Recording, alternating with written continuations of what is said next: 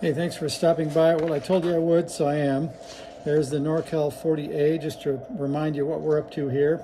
In the background, you can see the NC40A board there, the black finish board. And I'll show you what we have built so far. We have a way to power up, get the 8-volt regulator, get the TX mixer powered up.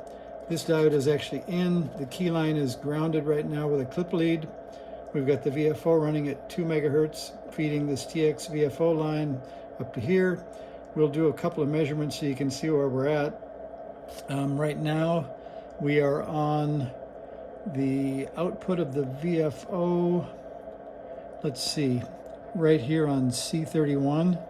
So you can see that we have 500 millivolt scale. Let's go down to 1 volt scale, even though it's less accurate.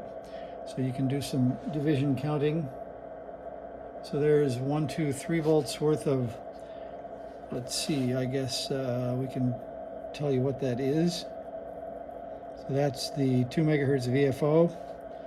And then we can move along, and that gives us input to the transmit VFO.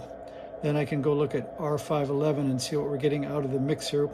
I've already peaked up this 4.9 megahertz crystal here on the transmit mixer. So we're going to move into R511,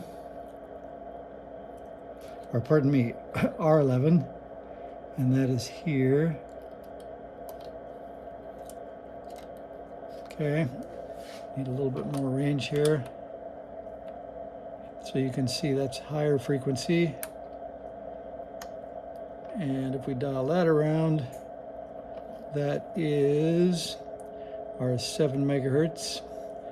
And that is about 200 millivolts per division. So 2, 4, 6, 8, about 800 millivolts of drive to this transistor, the driver. So that's the next action, is to see if we can get a functioning transmitter. So I'll go ahead and build the driver and the final output, and I'll check in on the next video and we'll see how it's going. And if this works, we're going to go back to this board, which is complete, but the transmit section isn't working. So I went to prototype again on this other board, and everything's working perfectly so far. So we'll come back to that once I get this transmit chain finished, and we'll see what's up with that board. Thanks for watching. See ya.